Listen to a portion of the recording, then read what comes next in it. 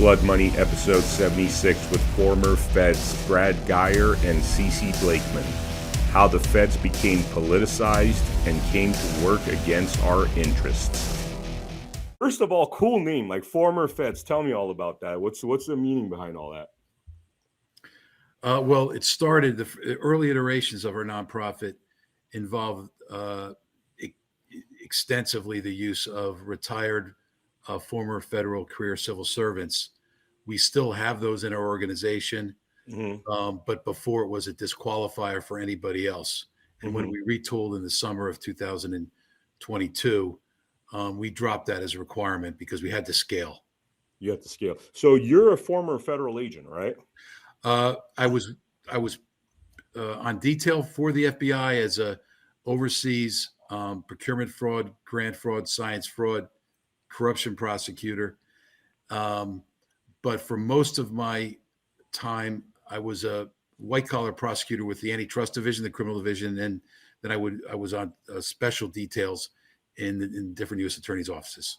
So, I mean, right now, in modern day, a lot of people think about the Feds in a negative light because of some of the things that have happened. So there are the good guys out there. There are the guys that care about this country, that are patriotic, that care about where this country is going. I believe that to be true. I also have to acknowledge that in 2009, there was a ramped up politicization of the Department of Justice. I was getting feedback from agents I then knew inside the FBI. There was also a lot of things that were done in the offices of Inspector General. The result is that they're heavily populated now, represented by folks from one side of the spectrum. And I think that has been a disaster. In the old days, career civil servants, we just had political blinders on. Politics it was pretty much irrelevant to us. Yeah, and you use that word civil servants. You use that word twice, which is, I don't think, something that's used enough, that we are civil servants when we're working for this country. Yes, and it was a higher, I mean, I viewed it as a higher calling. That's why I wanted to secure all the intellectual property around the concept of former Feds in 2006. When we would have charging conferences, when we were working with FBI agents or agents from other agencies, we literally tried all the time to promote the interests of justice. And just as one example, in terms of turning over information to the defense that aids the defense or is exculpatory, tends to prove the innocence of the defendant, we would have meetings for days to make sure that we scrubbed the entire record and provided it to the defense in a way where they could interpret it, they could take it in, they could evaluate it. And even in cases where you had a counsel who was in over his head, which would occasionally happen in, say, some of the general crimes cases that we dealt with in the federal system, we would actually work with the defense counsel to make sure that they understood the defenses that were applicable to that defendant. I did that routinely. It was part of my job as being officer of the court, and also the oath that I took that, yes, we're prosecutors, but we were also protecting the justice system. We lived and we breathed that. I don't know what the heck's happened. So take me, for the viewer that doesn't understand what's happened within the Feds. Now, take us through the journey between 2009 to where we are today, of what are the steps that had to take place in order for our federal agencies to be so politicized, some would say to be anti-American, to be against the interests of the people of this country, to cause friction. There's a lot of theories out there. What happened that got us to that point?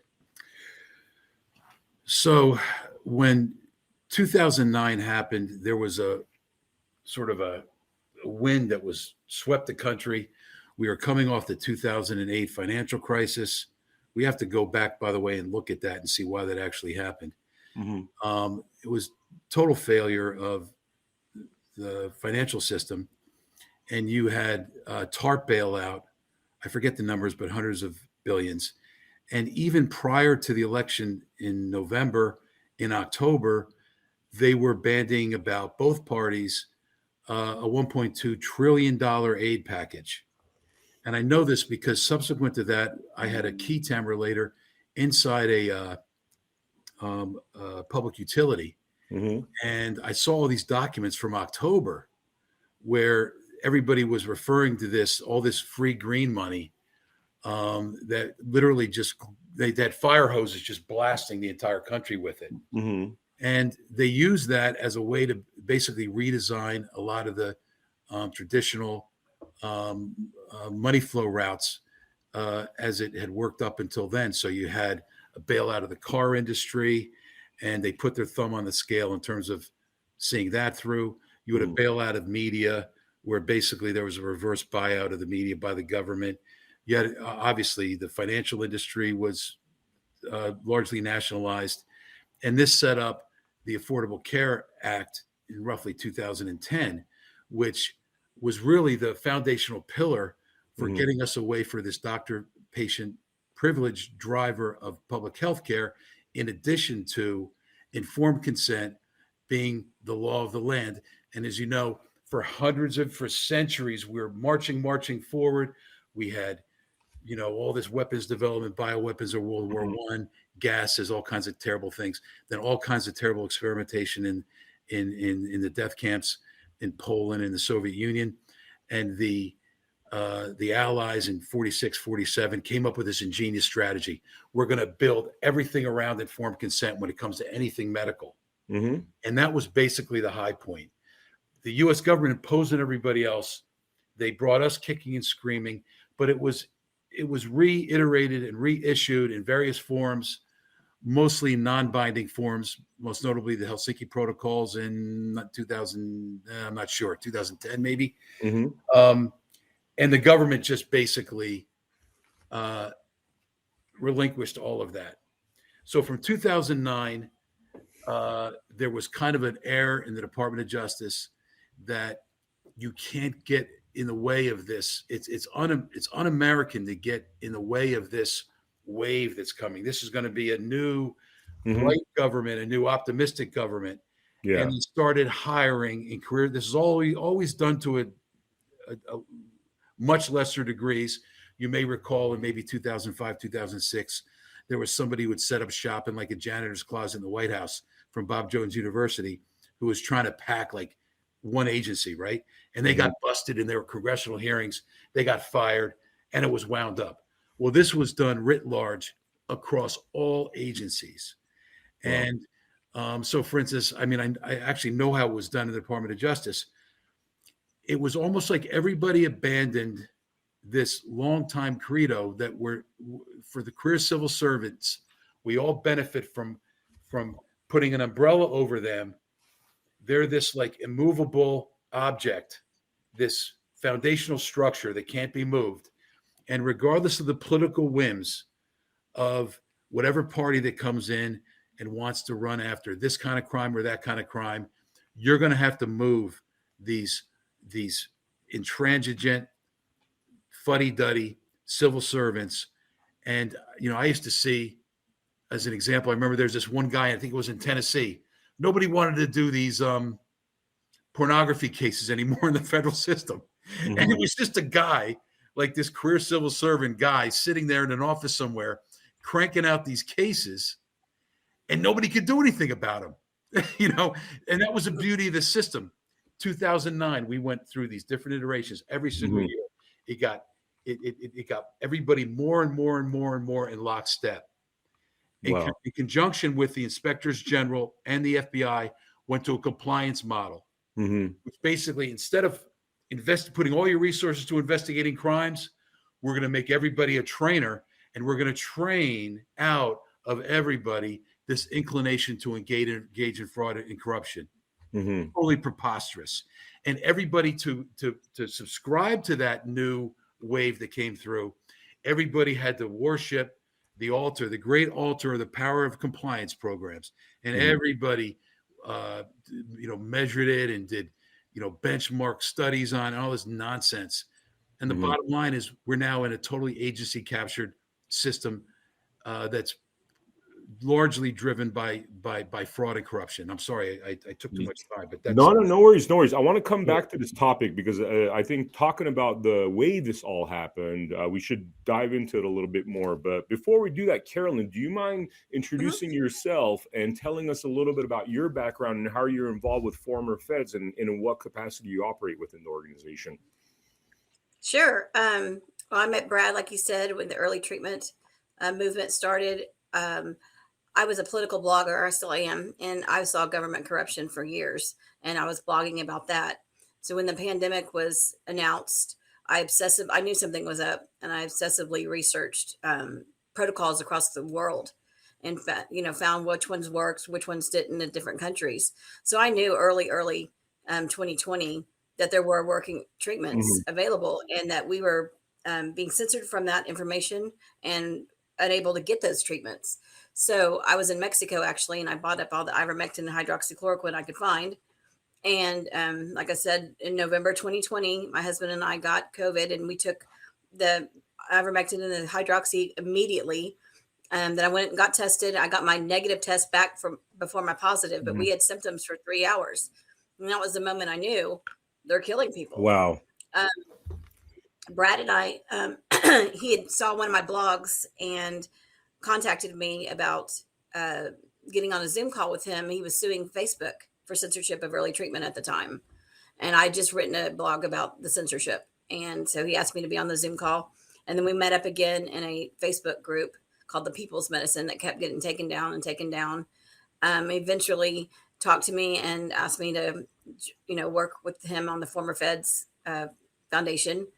And I kind of just threw myself in and took over. I was first just writing content, and then now I'm media director and legal liaison and task force director. That's awesome. That is awesome. Yeah. So, yeah, what was it that was it just the research that informed you that there's something really seriously going wrong here? And this is, I don't want to use the word genocide, but it seems like if you're injecting 6 billion people with this, and a lot of them might die of myocarditis or other ailments, it does seem like that's what it is. Well, yeah, I lost a daughter in 1995. So when the pandemic was announced, I was very, very determined to find a way to keep my family and myself alive. I could not go through that grief again. And so that's why I researched it immediately. I'm like, there's got to be something that's going to save us. And I found it very quickly. Look at India, Uttar Pradesh. There was, countries and cities around the world that were completely obliterating COVID. And here we are, the most advanced country in the world, and we had the highest by far number of deaths. So I knew, something was up because of that. Just by losing my daughter is why I researched so heavily into this. But yeah, what I knew that the early treatments were being censored when they started calling ivermectin horse paste, when it's a 40-year-old drug that won the Nobel Peace Prize, and used on children for scabies and lice. It was just so obvious. They didn't even try to hide it very well that they were trying to, put out this disinformation campaign on drugs that are been used with humans for 40 years, and safe ones at that. So, that's how I really knew that they were up to no good. And then when the jabs, of course, came out, all the injuries and deaths, and that was completely being censored. And the push, when have we ever pushed a vaccine on people where we're bribing them with money, or children, bribing them with donuts? Yeah. And it just was too fishy for me. Yeah, I think Americans have lost their ability to think critically because they promoted this sense of fear in everybody. The media with the death ticker going and the refrigerated trucks, everyone was scared to death. So it just, brainwashed them to run out and get this experimental vaccine that's not even a vaccine. But we lost our ability to think, well, this doesn't really make sense. But I didn't lose mine, thankfully. Yeah. Sorry about my image, by the way. I don't know. Today we're having some computer issues, but I know the viewer could hear my voice.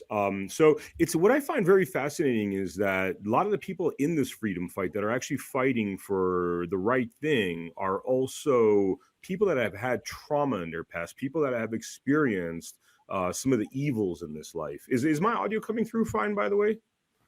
It Okay, is. my picture's all frozen, but at least you guys could hear my Oh, there you are. yeah. So I mean, I just find that fascinating that people that have actually had difficult things. As we were talking before the call, my ancestors are Armenian genocide survivors, and that informed me about what was happening. And I kind of, the timeline of that is the Armenian genocide happened in 1915. The planning started in 1911. I kind of feel like we're at 1913 right now, at least in my perspective, from my family history. What would you say to that as far as like some of the folks that are involved in this freedom movement and why they are fighting so hard? So for me, I think the big differentiator was I was in 9/11. We had an attorney conference in New York, and I was in the World Trade Center Marriott, and I was like a couple blocks away from the first building when it fell, and I had a really bad case of PTSD that I'm mostly over, but you never really get over it. But that made it difficult for me to accept the usual inducements that most people would take. I think that I'm very, it's not available to me. It isn't that I'm not, interested in wealth and things like that, but it has to meet certain requirements. And I think a lot of that came from my moral upbringing by key figures in my life. But I think it was just crystallized in 9/11, where I kind of have a deal or something. I can't really explain it, but I know what you mean. We also noticed that a lot of our victims, the process they go through where they start out thinking my loved one was killed in a hospital, the hospital did everything it could, it's a tragedy, to, oh my God, the treatments killed my loved one. That causes deprogramming. You're probably familiar with Yuri Bezmenov. I'm not actually, no. Oh yeah, I'll send you a link. In the late 1980s, this is like Russian anti-communist, and I was a big anti-communist. He broke it out into the 4 stages of programming and societal decline into the communist abyss. And at the time, I think he probably would have said we're in the late 2nd stage or early 3rd stage. Now, I think What year was that? What year was that? The videos that you can most easily access are from 1984. Wow. Okay. But he talks about how the takeaway I'll send you a link. The takeaway is that forget about deprogramming people when you get to the 3rd and 4th stage. Like, it's impossible. Don't waste any time. And ever since that time, I've been trying to come up with a deprogramming strategy, working in my own private laboratory of life, and this may have the potential to do that, because when you see these stories, and we now have over 700 of them, these eyewitness accounts of how people were killed by hospitals, it really does ring your bell. And I'm hoping that somewhere in here, some group of experts can come in and help us with some sort of deprogramming, deconditioning program built around this, because that's really what we have to do to save the nation, I believe. Yeah, I mean, for those that read history, I mean, there was a whole deprogramming that happened for a decade after World War II, right? Where there's denazification happening. Is that the sort of thing we're talking about? Where, I mean, hopefully there is no war, hopefully there is no catastrophe, but are we talking about that sort of thing where there has to be a mass national deprogramming in order for us to get back on the right track? In my opinion, yes. I mean, everything that I say is a working model, right? We don't have a monopoly on the truth. We're trying to struggle to find meaning in what we're seeing, and when we find it very confusing.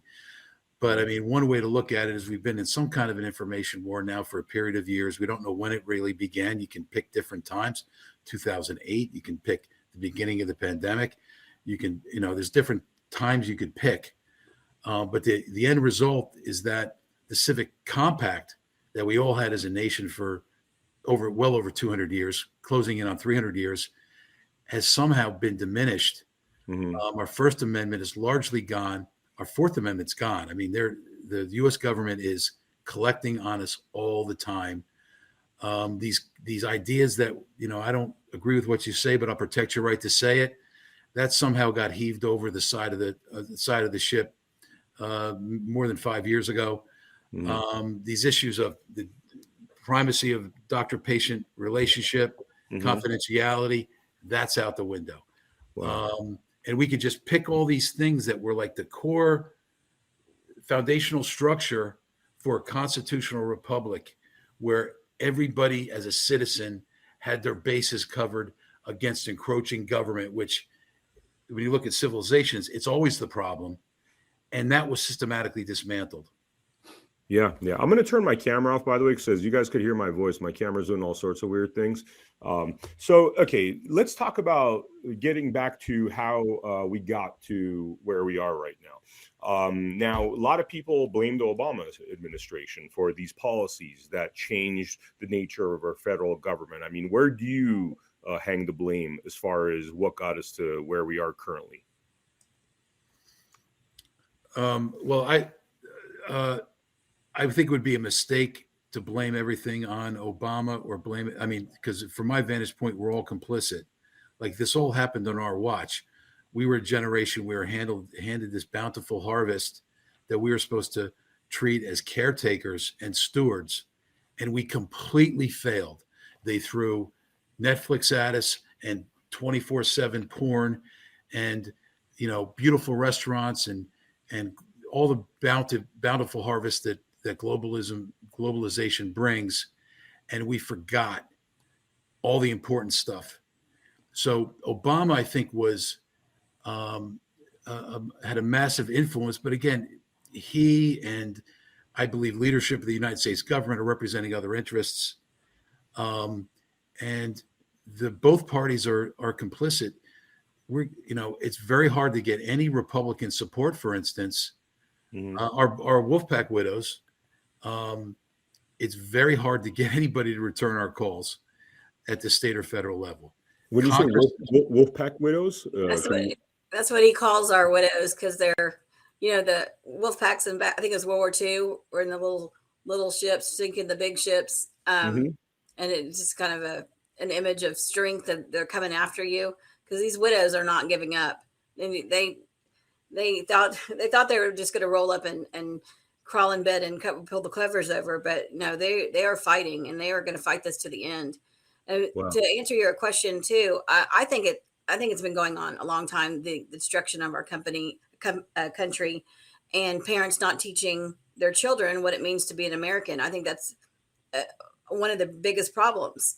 To have pride in this country, to fight for this country, and in 1997 at the summit in Rio de Janeiro, when the UN proposed the document Agenda 21, Agenda for the 21st Century, and 178 world leaders signed it. And I've read that document. It's the most un-American thing I've ever read. It's terrifying. Moving people into city centers, going totally green, freedoms. It's depopulation in a nutshell is what it is. And every president up to Trump signed that document, re-signed it every year, Republican and Democrat. So I think that's one of the reasons where we're at.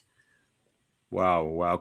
So let's dive into a little bit about how you guys function at former feds. You guys are doing a lot of great work. You guys are involved in lawsuits. You guys are involved with some great doctors like Dr. Peter McCullough. Tell us about some of the services and agendas of former feds. I mean, good. Okay, so we have our COVID-19 Humanity Betrayal Memory Project, which is a large searchable database where we record stories of the hospital protocol victims and the vaccine injured or vaccine deaths. And this database is searchable by state or by date or by medication. We have about 700 stories in there right now. We do a live recorded interview, a written account of this what happened in the hospital, and all the details of the case. And so we put that up on our website. Then when we come across attorneys that want to look at cases, we can just send them the complete case file, and they don't have to do the initial intake or consultation. It also preserves the historical record, so we can remember what happened to these people and make sure it never happens again. And then we have the Amnesty and Leniency Program, which I'll let Brad talk about more, in the Humanity Restoration Panel. But we also just started a project called We the People 50, Recall the Shots, where we're going to go through the state attorney general's office to get the vaccines, because they're not vaccines, they're gene therapies, recalled under the consumer product protection statutes because they're contaminated. We have the science, the facts that they're contaminated, they're adulterated, they're misbranded, they're mislabeled, but they're clearly contaminated, just like you recall contaminated baby food or dog food. So that's our project that we just started with Dr. Jancy Lindsay, the toxicologist and molecular biologist. So we have a lot of different things going. We offer support groups to the victims 6 nights a week, all kinds of, men's only, women's only, soul care, who lost children, volunteer meeting. We have a big Monday meeting where we have anywhere from 100 to 140 people on with experts, doctors and lawyers. So we have a very active task force of volunteers across the country. It was 4 of us. Now there's like 165, I think. So, we're growing every day. We have a pretty good social media presence, and we're just trying to educate the public on what's going on. Get these people justice. Everything that you're saying sounds like services, or most of what you're saying sounds like services that the government should provide, a good government should provide. But you guys are doing it all through a nonprofit. Yeah, so that's an important point. So one of the things there was no such thing as successful legal actions fighting this. Like we don't even know what happened to the large, medium-sized law firms. They just disappeared from the field. Similarly, they disappeared from the J6 field. You could get a large law firm representing, a top 20 law firm to be a very popular thing to do, to put an associate to represent somebody in Guantanamo. But good luck finding any big law firm support to represent a decorated veteran who's in the DC gulag, right? So we're in very uncharted territory, and we wanted to affect the demand side and the supply side. I'm a former antitrust guy, so I think in terms of markets, and we affected the supply side by identifying victims, letting them record their story, similar to the plan that was adopted by President Eisenhower in 1944 and 45. Send everybody out and do interviews, and we scale that so that builds up informed people who also become plaintiffs. And then we are affecting the demand side by finding law firms that are willing to take on these cases. And then we have a very sophisticated way to reduce their costs. Matthew Cresto, who lost his wife, they have small children, built a software program that's bolted into our fully functional platform that basically digests thousands of pages of billing documents and puts it into reports. That allows more law firms to assess cases faster. Might take a week or two to figure out if there's anything there. Now it probably can be looked at in an afternoon. And that, of course, also lessens their load by up to 75% in terms of the pretrial costs to get these cases filed. We also have access to experts who work at significantly discounted rates. So we're basically creating systems on the humanity restoration, leniency and amnesty program. We took a page from the antitrust division that had a corporate leniency program that ultimately resulted in 95+% of the recovered criminal fines that came into the entire Department of Justice.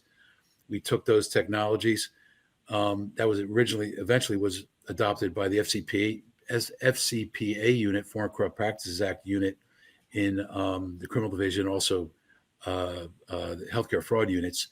And we developed our own leniency amnesty program that will be administered by Dr. Peter McCullough and top non-corrupted physicians and researchers who will then take those applications and write-ups in terms of in memo form as to what a whistleblower, whether a nurse, a physician, or researcher did. A lot of these people want to get this off their chests. We make a presentation to the Humanity Restoration Board, and then they decide how much they want to get involved. Will they go and advocate for the person in front of a board? later on, when we're able to restore our institutions, including our enforcement agencies, we will be, I would venture to think that they will be making recommendations to those enforcement agencies that these physicians, researchers, and nurses should receive leniency up to and including full amnesty. You're correct to note that we are picking up where the enforcement agencies have abandoned us. Everybody has abandoned us. Our elected politicians abandon our members. Enforcement agencies have abandoned our members. And that's why on April 19th, our victims, survivors, will be referring their cases to the Federal Bureau of Investigation and all the resident agencies. And we're going to measure what the FBI's response is. Wow. So is it hard finding law firms that'll back these kind of cases? Cece? It is. When we first started, I sit there and call law firms all day long, and just if you said the word COVID, you get hung up on. Mhm. I've built up quite a database lately of attorneys that are either taking cases or considering taking cases. One of our attorneys in California, Matthew Tyson, he's amazing. We've sent him about 45 cases. He's taken all of them. And yesterday we had a ruling that our first case we referred out to him got past the PrEP Act immunity. So we're very, very excited about that. Then we've got another set of attorneys, Dan Watkins and Michael Hamilton, who are taking cases in California, also Arizona, Texas, and Michigan. They want to take cases all over the country, but they need attorneys in each state that they're not licensed in to do the filing. I had my second attorney change maker meeting, is what I call it, the change makers, the second one today, and we had about 25 attorneys on that are all interested in coming up with theories and brainstorming together on how to pick up these cases. But I've got about 650 that need to be picked up, so I'm always looking for attorneys. Wow. Speaking to a lot of doctors that have been part of the medical freedom, including Dr. Peter McCullough, people like Dr. Levy, people like, Scott Miller, they claim, and I think these are accurate numbers, that out of 1 million doctors, really only 500 or so stood up to the tyranny. And something similar with the lawyers. Now, those are atrociously low numbers. I mean, what is going on that so few are actually standing up to their duty to protect our rights in our country? They don't think they can get through, and we showed them yesterday that we could through the immunities, and it's just too risky for them, I guess. Like you were saying earlier, that tragedy, probably someone had trauma in their life. Dan Watkins was in Las Vegas at the Las Vegas shooting. Mm-hmm. So him and Michael Hamilton work together. They're men of God, and they feel morally compelled to take these cases and protect humanity and get justice for these victims that were murdered in hospitals. I mean, all of our survivors they're eyewitnesses to a crime. Yeah. They literally watched their loved ones be tortured and killed. So, I think you just got to find the right kind of people and the right person, and that's who you build your foundation with and surround yourself with, that they're going to step up and help save this country and humanity in a nutshell. I mean, we're trying to stop a genocide here. It's kind of a big task. So we need as many to come forward as possible. I mean, do you feel, sorry, go ahead. I was going to say, it strikes me that it may be that, I think that's probably an accurate estimate. And it may be that that's actually a higher number or percentage than you would have found in World War II Germany, or in what happened with the Armenians during World War I.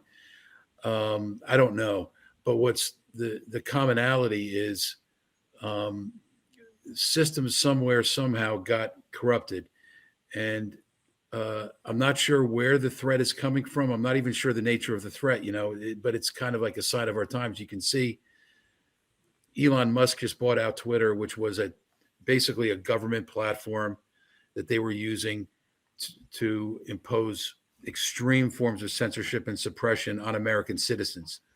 Totally inappropriate, illegal, probably criminal if there was enforcement agency that would take it.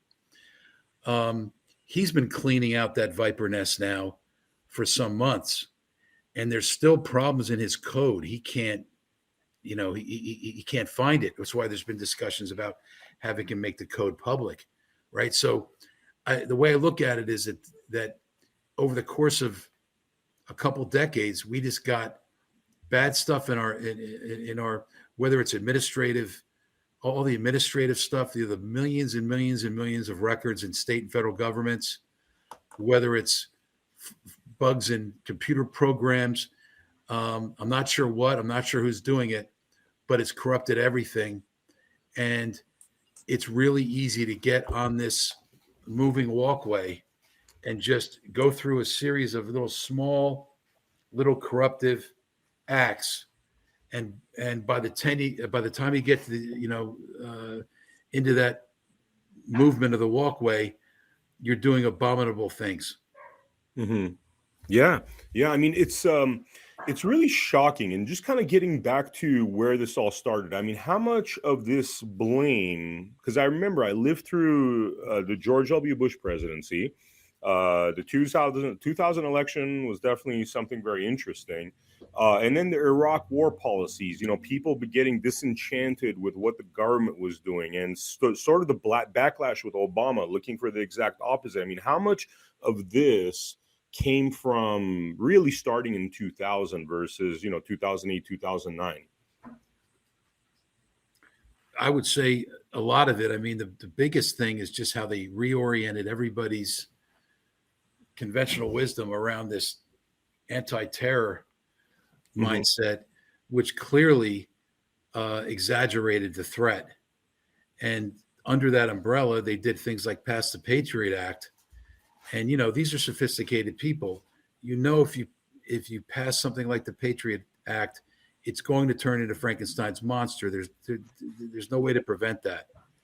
But a lot of these seeds go back, way further, I think, back to the 1970s with the population bomb and the Paul Ehrlich and, the world's going to overpopulate and it's going to freeze over and, all this stuff. So how much that's been affected by these forces that are timeless, could it be the China 100-year marathon?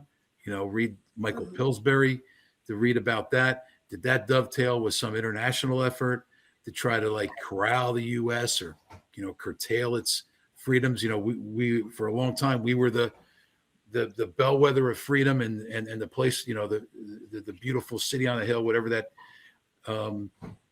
apocryphal thing is.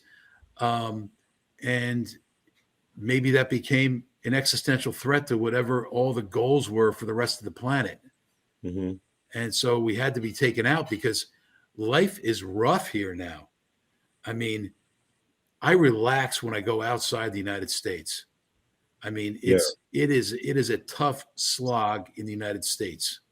Yeah. I mean, I go back to, because I was very much involved in, I guess, the peace marches and during the Iraq War, and just like I knew very early on from my life experiences, from the lessons I've learned from my ancestors, that COVID-19 was a complete scam and a depopulation agenda. What happened around 9/11 and after that really felt like we were getting barraged by propaganda. And I remember at that time traveling to, different parts of the world, Europe, and really feeling a sense of relief because I felt like everything was terror. And just like we had, all the people dying, the tickers in 2020, 2021 on CNN, you had those terror stripes. I mean, to me, as somebody that's read about how, the intelligence community, like the KGB and, the Ottoman Empire, their intelligence communities have worked to manipulate the public. I mean, it seems like the exact same playbook. It's just different colors, more or less. Yeah. I completely agree. As somebody that's worked on the inside, Brad, I mean, is there, you're obviously trying to do the right thing, prosecute individuals that are doing bad stuff, but did you ever get a sense of the agenda behind all of this, that there was actually a plan? Was there ever a moment in your career where you're like, wait a minute, there's stuff happening, beyond the 2009 politicizing of our federal agencies? Was there other things you saw along the way that clued you into there being another agenda here? I mean, I guess China corruption was something I was always paying attention to. I was like less concerned about the Soviets after, the wall came down.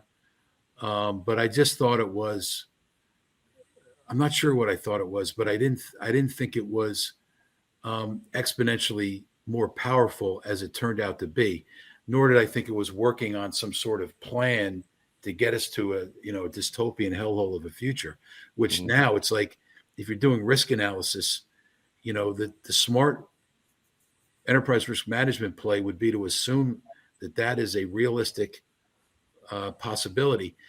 At the beginning of the outbreak, I was spending a lot of time developing business in Asia, including Vietnam. And in Vietnam, my theory is that a lot of these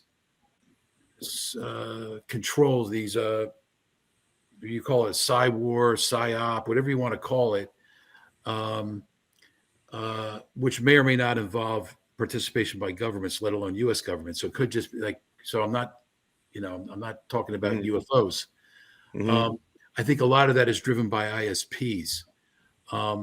I worked. ISP, could you say what ISP means? Oh, exactly? Basically like your internet address where it's located. So like, gotcha. They just bombard all the addresses that are in the U.S. And they were just being completely bombarded. And I was over in Vietnam, and I wasn't being bombarded, and it was a completely different experience. So I could see the doctors over there. They would take 1 hydroxychloroquine a week and drink warm fluids. They're like, "Don't worry about COVID; it's no big deal." It's right on the border with China, and they had like for the first year and a half, maybe 100+ cases, like almost nothing. People there are very connected to family. They pretty much have a live and let live philosophy, like all the things that America captures all the headlines for being. It actually is more like that there in recent years, and so I'm not sure exactly how it all works, but I'm sure that there are. It could be that I'm trying to give assign good intentions to, if they're inside the government doing this, the CIA or Big Five Eyes, who are allies. I'm trying to assign good intentions to them, but those scenarios are being winnowed down. Where that. I mean, I'm having a harder and harder time justifying what I'm seeing. Wow. Those are powerful words coming from somebody that's actually worked on the inside. Now, I have a very bleak outlook, obviously. It's just from my family history. What I was saying earlier, and you get this, Brad, because you understand the history, is that we're in 1913 right now. 1915 is when the genocide kicks in.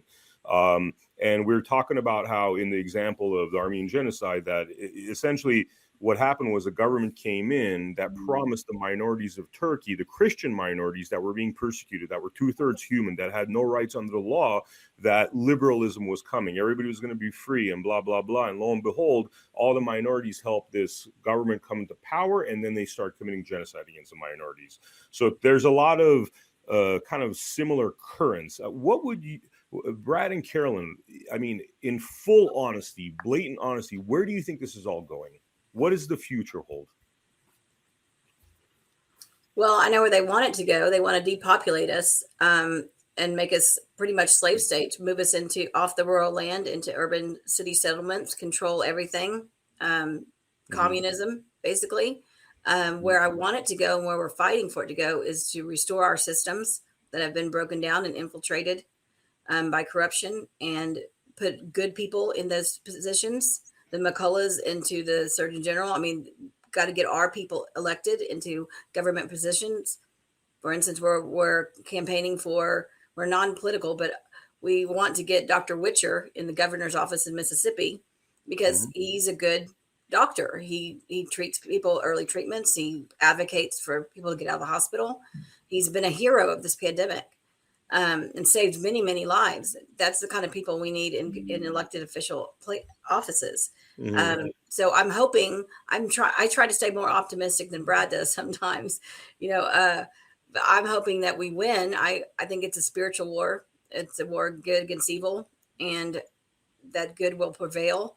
But it's going to take waking up the masses. It's going to take waking up the general public to realize you've been duped.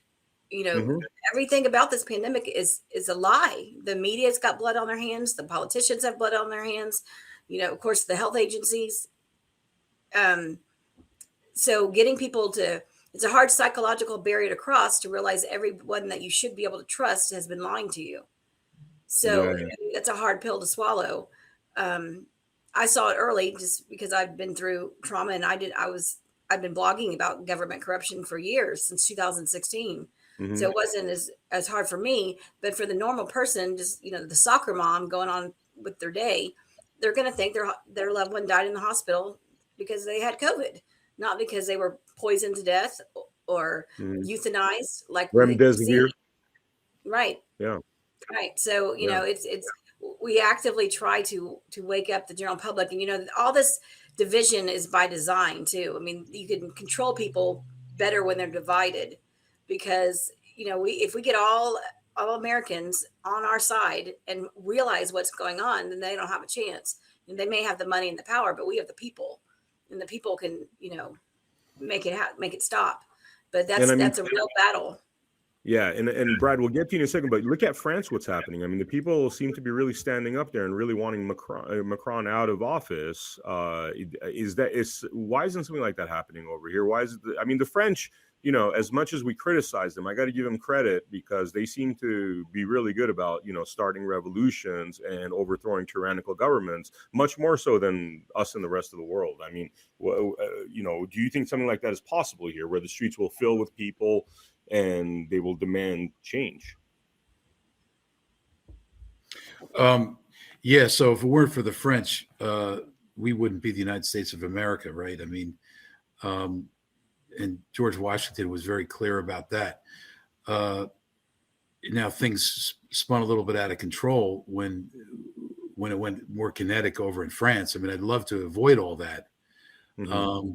And just to be clear, I am totally devoted to peace. I subscribe for the Martin Luther King world, even though I advocate for all the civil rights, the Bill of Rights, including the Second Amendment. The Second Amendment is a risk management, enterprise risk management tool. It prevents a lot of really unproductive, dangerous scheming to be happening over the last 200 years because people say, well, they got that Second Amendment. There's no point in doing that. Mm-hmm. But I do not want anybody going towards that. Mm-hmm. There's plenty of viability left in our systems, even though sometimes I come off a little bit cynical, skeptical, pessimistic. I see all the genocides, whether it's the Armenian genocide, whether it's the Holocaust, whether it's the Great Leap Forward. I guess it was before that when the landowners were taken out. Mm-hmm. Cambodia, as just means to acquire power. Mm-hmm. And whether you look at the Soviet takeover and how they acquired power, and then Mao studied it, and he said, you know what? I'm not going to bother holding out a utopia at the end of all this. I'm going to just assume that rotational purges are the end state. And I'm just going to rotationally purge to protect my people and whoever it is who's in my leadership cast at the moment, who I'll have rotational purges there too. Mm-hmm. He was totally godless and a sociopath. And I think that whoever's doing this studied Machiavelli, studied Sun Tzu, studied von Clausewitz, studied all these methods for taking power, and they took all the best aspects, and it's all baked in. It's like I tell anyone who's a Second Amendment advocate, whoever, if there is planning involved, and I think you have to assume that there was, first and foremost, they would have planned around the Second Amendment as being a viable threat. And when you start realizing that the planners would have thought about that, and they would have been doing projections about technology and communications and information and everything getting converted to data, which can be converted and perverted much more easily than a reality that's based on physical observations of the universe. That's the other thing that's going on.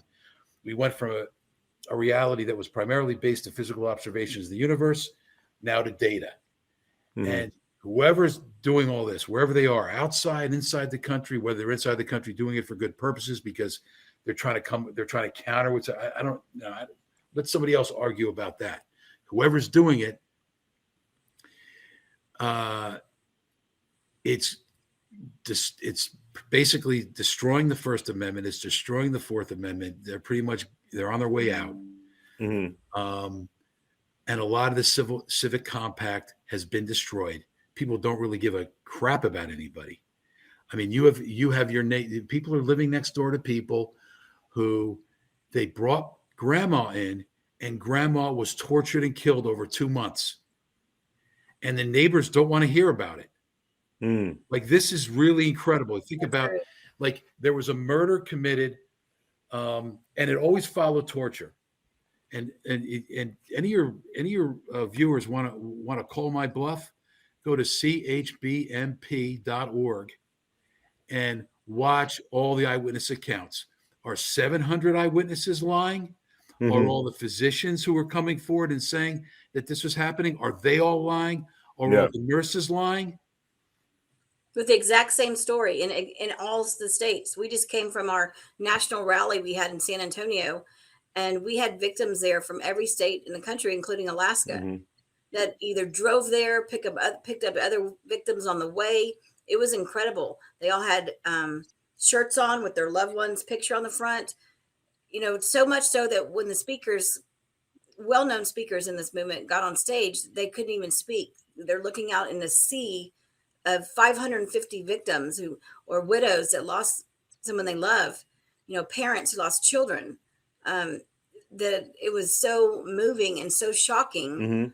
It was pretty incredible. But you lose your husband. He gets shot at the gas station, you know, because he was mugged. Everybody wants to come to your side, but if you tell them that he was murdered in a hospital, they don't want anything to do with you. And that's, you know, that's very hard on the victims as well, because we know from interviewing all these hundreds and hundreds of victims, it's all the same story with just a little bit of a twist here and there, but it's all the same story: remdesivir, kidney failure, ventilator death, every time. 25 commonalities. We've documented them based on thousands of interviews. And, you know, we basically know what happened in almost all hospitals in all 50 states as the pandemic unfolded. We know how the scheme changed, how it adapted, and we're collecting all this information for future enforcement agencies when they're rehabilitated and restored. Wow. Such amazing work you guys are doing. I mean, seriously, this is, you know, to put yourselves on, I'm sure you could be making a lot more money doing something else. But, you know, like you're saying, like both your experiences in your life make money like a lesser on that totem pole rather than doing the right thing. Yeah, you realize when you go through a tragedy, like I've gone through some grief, that what's important and what's not, and things are put in perspective that other people maybe can't see. Like protecting life is the most important thing. I'll just say Cece works 14 to 16 hours a day and has done it for free. Wow. And getting into this line of work is basically financial harry-carry. I could tell you my story, but there's really no point. The bottom line is we're not going to have anything to leave behind to our children and grandchildren. This is the whole shebang. And we have a 1 to 3 year window to turn this around. It's so crazy that you say that. I mean, just instinctually, how I threw out 1913. I mean, you know, I said 2 years. You're saying 1 to 3 years. I mean, we're basically saying the same thing, that a lot of us instinctually know through our own discernment, through our own gut feeling, through our own experiences. And I just wish people would, people would pay attention. One thing I wanted to point out, because we're all about solutions on blood money, there are people out there that have taken this vaccine. There are people out there that are still not taking the vaccine, but because of shedding, they're all being affected. And I would highly recommend people to watch Blood Money episode 4 and actually some of our other episodes with Dr. Peter McCullough, because some of these great doctors actually have solutions like chlorine dioxide, ethylene blue, the C60 complete solution. And some of these episodes we have with the doctors really explain. Now, you could click on any episode that contains a doctor in our Blood Money podcast and actually get tangible solutions that will help your loved one. So just wanted to throw that out there. As we come to the close of this episode, let's talk a little bit about this legal path, because we've noticed our court. I mean, everything's corrupt. Actually, the first episode we did with Dr. Peter McCullough, his statement was literally everything is corrupt, everything is broken. He was talking about the medical industrial complex, the military industrial complex, our courts, where he was being, essentially, taken through lawfare, and was it not for the support of good people out there? I mean, he would have been in a really tough place, but he seems to have, at least claimed some sort of victory coming out of that. Unfortunately, a lot of the doctors that we've interviewed haven't. They're destitute. They're, near homelessness, So what is the legal path? Can we trust our broken legal industry to actually provide us a path to some form of victory into this, to restore our rights, to get rid of the tyranny, to hold people accountable for what they have done? I'll start, CC. I mean, it's our only hope. I don't know how else to put it. I mean, that's why we're building systems to get as many people as we can. I mean, I've had calls from hedge funds in the last 2 weeks poking around. Hey, what are you guys doing? Because everybody's on the one side of the equation that there's no liability for what happened. And now CC can tell you about Matt. Oh, she actually mentioned Matt Tyson, who's a fantastic attorney. He got through motion to dismiss. And today we came up with a dozen different theories, different strategies to poke through, to punch a hole in it, different defendants. Eventually, we are going to poke a hole in it, and we're going to hold these people accountable, but it is going to be a rough road. Is grand juries a way to circumvent some of the power and control? Again, you would have to get somebody at either a state or federal government to impanel a grand jury and admit that there's a crime. We can probably better answer that. Like, basically, the way we're going to take the temperature of the FBI, aside from the retired FBI agents that we work with on the platform, and also people that I talk to in the FBI, the way that we're going to gauge the entire agency is have these referrals made on April 19th. And then we're going to measure it. And we'll see if we get any traction at all. I assume we're not going to get any, by the way. And if we don't get any, the idea that we're going to be able to go in and get a grand jury impaneled, an investigative grand jury investigating like more than one wrongful death, not just one around. Like we have a number of cases, I'd say probably maybe 24, where the circumstances are so egregious, where I can almost imagine going in and working up the whole thing for the prosecutors, giving a vanilla indictment, delivering the witnesses on a platter, and shaming somebody into doing something. But in terms of an investigative grand jury like the Antitrust Division would do, where we're investigating industries and cutting hundreds of grand jury subpoenas and doing search warrants and have teams of people to look at things on the same platforms and all that stuff. The government's not doing it, but we're doing it. We have a review platform, and we're working. And that's one of the things we're doing is these widows, they start out kind of mystified by the whole process. By the time they review their own case and their cases and train others to know their cases, they're pretty darn sophisticated investigators. Wow. So we're going to, that's what else we can do. We have to hope that there's some way through this, our legal system. We've got civil cases. We're working with some attorneys that are doing criminal cases, and we have a class action case with against Gilead for making remdesivir false advertising. Wow. We're working with some brilliant attorneys on that. So we're trying to hit them at every angle we can. We also have these bracelets, which they're a medical alert bracelet. It says allergic to remdesivir, Velcari, same thing, baricitinib and fentanyl. So it's a medical legal directive. So if you go into a hospital, it's not enough just to say you don't want remdesivir. They'll give it to you anyway. But if you say you're allergic to it, then they can't. And we know that it saves lives because they've called us and told us. And all the funds for these bracelets go to the Gilead class action. So they're going to save lives and help us get through with that case. chbmp.org is where they can get that. Amazing. CHB. Say that one more time. Sorry. CHBMP. M is in Mary. Okay. So it's COVID-19 Humanity Betrayal Memory Project. CHBMP. Got it. .org. Yeah. And anybody who wants to report their case, Vem, there's also a little button they can get in the queue. We have a growing backlog, but we're also scaling our interviewers. So we should be getting to 1,000 pretty quickly, I think.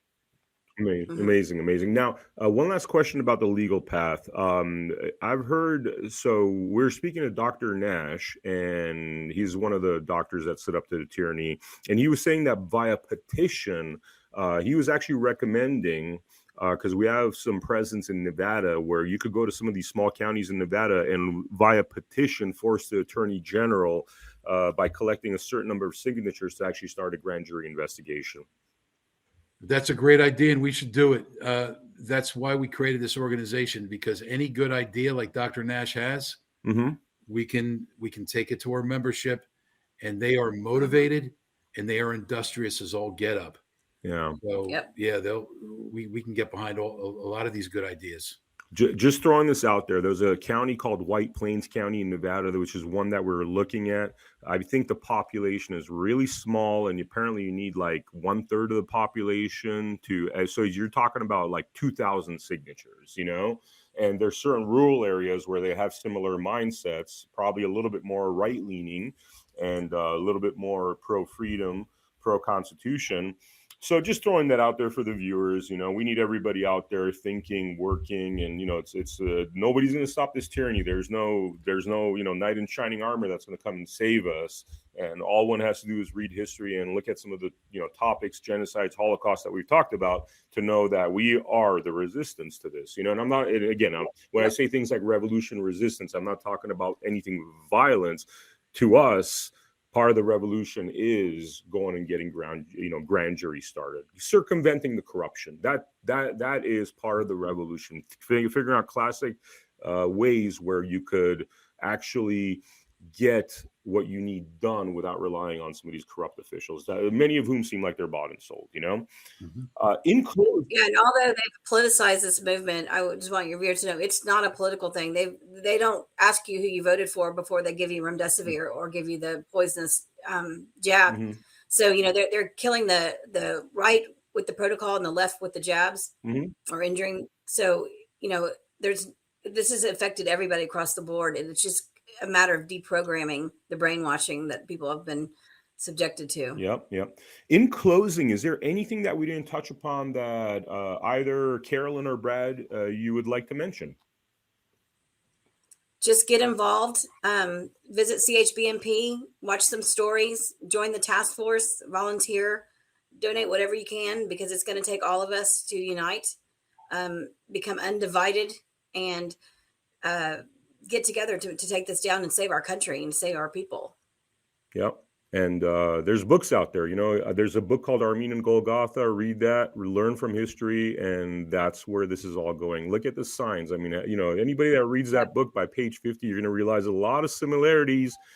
And by page 60 or 70, some awful things start to happen that are unimaginable. But what is happening today is unimaginable. So don't think that other stuff is not possible. Exactly. Thank you so much, Carolyn and Brad, for showing up for our Blood Money podcast. We truly appreciate it. Viewers, sorry about my camera issues here. I'm just going to turn it back on so I could do the close here. It's still stuttering, but Thank you for joining us for this episode of Blood Money. We will see you on the next episode. And please check out our platform, america.happens.com, where we have a lot of our episodes posted, including actually a brand new series that we're excited about called Meet the Frontline Doctors, where every episode we celebrate the frontline doctors. Thank you so much, and I will see you on the next episode of Blood Money.